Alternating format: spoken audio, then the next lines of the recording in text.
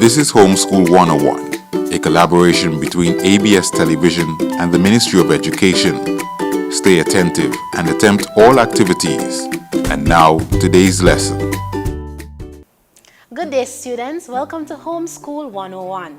I'm Alexandra Spence, a teacher at the Princess Margaret Secondary School. I teach English language as well as history. Our topic today is narrative writing. Narrative writing is an interesting form of writing because it includes storytelling. So those of you who love reading, who love watching movies, you'll find that this form of writing is particularly interesting for you.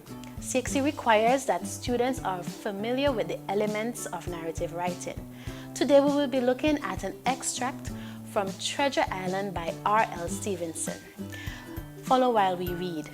So things passed until the day after the funeral, and about 3 o'clock of a bitter, foggy, frosty afternoon, I was standing at the door for a moment, full of sad thoughts about my father, when I saw someone drawing slowly near along the road. He was plainly blind, for he tapped before him with a stick, and wore a huge, old, tattered sea cloak with a hood that made him appear positively deformed. I never saw in my life a more dreadful-looking figure. He stopped a little from the inn, and raising his voice in an odd sing-song, addressed the air in front of him. Will any kind friend inform a poor blind man who has lost the precious sight of his eyes in the gracious defense of his native country, England, and God bless King George, where or in what part of this country he may be now? You are at the Admiral Benbow, Black Hill Cove, my good man, said I. I hear a voice, said he, a young voice.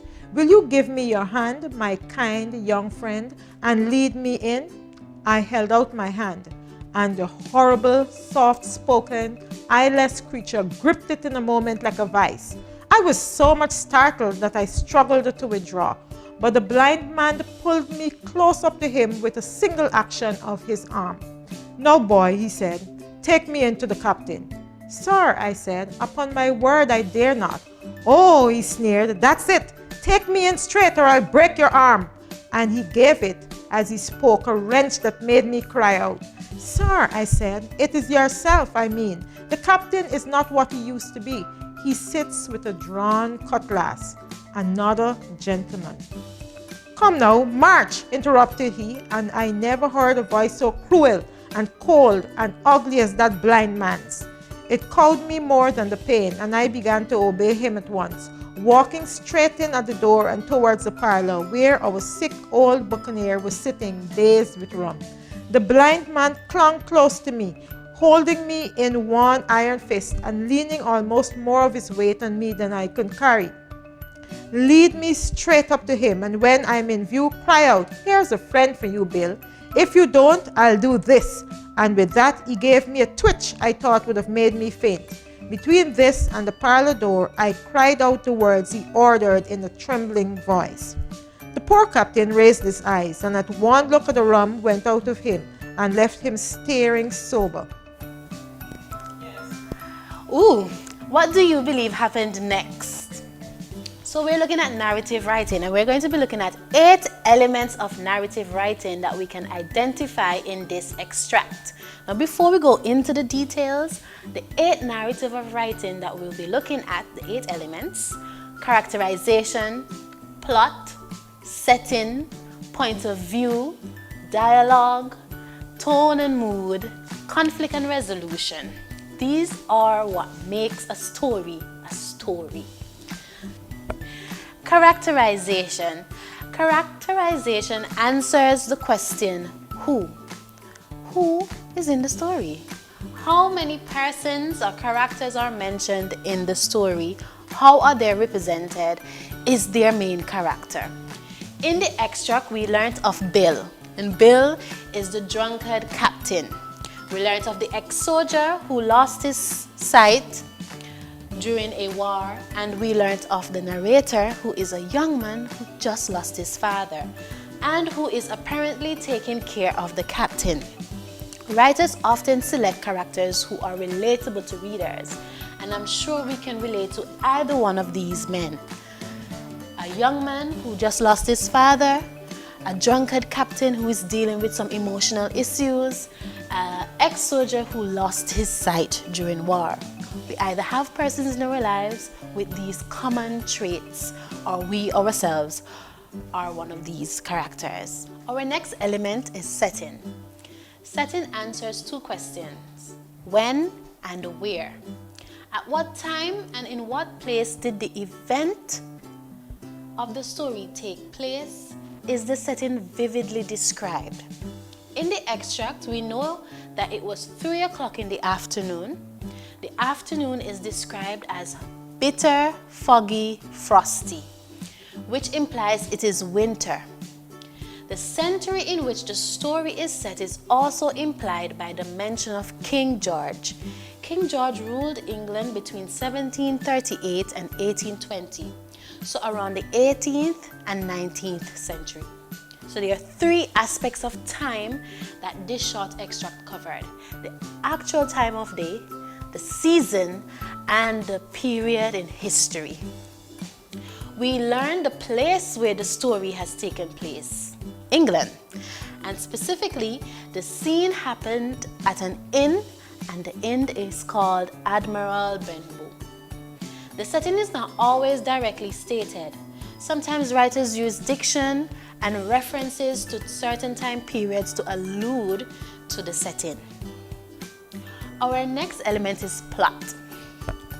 As you can guess, plot answers the question, what? What happened in the story? What happened in the story from the beginning to the end? What sort of plot devices were used to make this story interesting? In the extract we read, 1. The young man was sadly contemplating the death and recent burial of his father while being outside the inn. He spotted an obviously blind man making his way to the inn. The old man asked for help. The young man assisted him. The old man asked to see the captain, to which he was refused.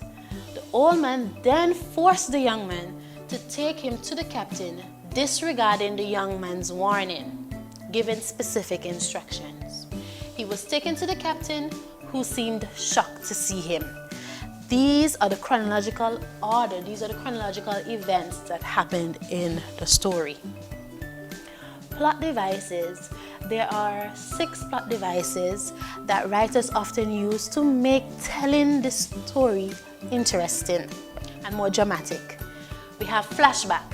A flashback is a scene set at an earlier time than the rest of the story. Now you may be saying, Miss, there's an example of that in the extract, because there was mention of a funeral. The key word here is scene. Scene has to be something that is detailed, so you're seeing the setting detailed, vividly described. There was only a mention of a funeral, so it cannot be considered a flashback. Flash forward is the complete opposite of flashback. Flash forward is a scene that briefly jumps forward in time. There was not an example of that in the extract. Foreshadowing are details that suggest what may happen in the future. A weak, not so strong example of this in the extract is when the young man mentioned that the captain is not who he used to be, and he sits with a drawn cutlass. This can suggest that he may do something dangerous with the cutlass. Narrative hook. Narrative hook are the story opening with a detail that grabs the reader's attention so that they want to keep reading. Our 5th is plot twist. Plot twist is an unexpected change in the direction of the plot. There was no example of this either. However, an example would be if the blind man got into the room, saw this captain, and realized he was not the captain at all. It was a completely different guy. That would have changed the plot completely, and that would have been considered a plot twist. Our last is cliffhanger. This is where the ending of a story leaves the reader in suspense. There was evidence of this in the extract. We're left to wonder the captain's reaction to seeing the old man. Would he attack him with the cutlass, or would he greet him with joy? we don't know, we're left wondering. Note well, a story can employ more than one of these plot devices. It also depends on the intention of the writer and what that writer wants to achieve. So we have looked at characterization, we have looked at setting, we have looked at plot. Our next element is point of view. Point of view speaks to who is telling the story. We have 3 points of views. We have first person narrative, second person narrative, and third person narrative. First person narrative takes the viewpoint of I. The narrator has included himself or herself in the story and is telling the story from their point of view. One way to know whether a story is written in first person narrative is to identify the use of the pronoun I. So in the extract we saw I sadly contemplated. I have never seen such a deformed sight. I was scared. I cowed. So there was a lot of I, and that is how we know that this extract is written in first person narrative. Second person narrative is rarely used. This narrative includes the reader in the story. It is written in such a way that it gives the impression that the reader is the one telling the story. And we can see evidence of this with the use of the pronoun you. You walked through the door, you stepped down, you went into the car, you decided. There's a lot of pronoun, but there's a lot of use of you. Third person narrative. This viewpoint is of an all-knowing observer. They sit on the outside and they're intimately aware of the characters and the story, and they're sharing this with us. We see a lot of use of they, he, she, them. He decided to take a stroll down into the park. He picked up the flower. She decided she was going to take a nap. In the extract, as I've said before, we see the story being told from the viewpoint of first person narrative. Theme. This is the moral of the story. What lessons can we learn from reading this story? In this extract, did we learn anything? Was any moral or lesson communicated to us? No. This means not all stories have a moral or a lesson to be learned. We're moving on along quickly. Dialogue. Dialogue is an element simply described as conversations between the characters. Dialogue reveals information, important information about the plot, as well as the intent of the characters. It pushes the story forward. Let's look at what we learned through the dialogue between the blind man and the narrator. We learned, 1, the name of the inn the narrator was staying at. We learned how the old man became blind. We learned the blind man's intention. His intention was to see the captain. And we learned of the captain's current disposition. These are important information that allows us a deeper understanding of the plot and characters. However, not all stories employ the use of dialogue. There are some stories where they're just descriptions of the events. However, it does make telling the story a lot more interesting. Conflict and resolution. There should always be a problem or crisis that the main characters have to solve. A story isn't a story without conflict. There has to be a problem. In the extract, our narrator was faced with a menacing blind man who wanted to see an emotionally unstable captain. He knew the captain could harm this blind man. He tried to warn this blind man, but the blind man was determined to see the captain, and he ended up seeing the captain. Tone and mood. Tone and mood, these devices are present in all narrative writings. However, they are not defining elements as characterization or setting, but they play an important role in the shaping and understanding of a story. Tone is the writer's attitude towards the subject he or she is talking about. Mood is the emotional response of the reader.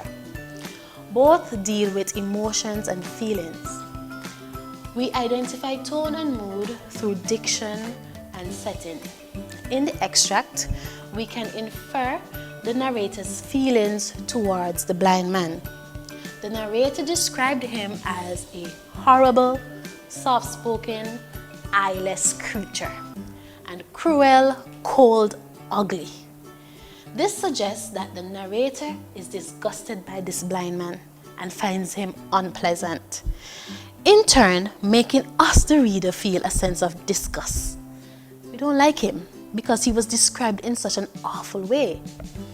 This is an example of how diction is used to convey tone and mood.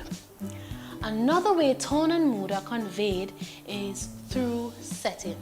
The atmosphere in this short extract is described as frosty, bitter, foggy. This gives the impression of a cold and chilled afternoon. Cold is usually associated with negative feelings and intentions and leaves the reader feeling a sense of detachment and indifference, as a person who is frosty or bitter would feel. Always pay attention to diction and setting to identify tone and mood in any narrative piece. So let's quickly recap. We have characterization, we have setting, we have plot, point of view, theme, dialogue, tone and mood, conflict and resolution. All of these information can be summed up with 4 questions. The 4 W's of narrative: who, what, when, where. Who deals with characters, major versus minor characters. What point of view is the story being told? Who is telling the story? First person, second person, third person. We move on to plot. What happened? The events that take place in the story. Did the writer use flashback, flash forward, narrative hook, cliffhanger, foreshadowing? Was there a plot twist? Was dialogue present?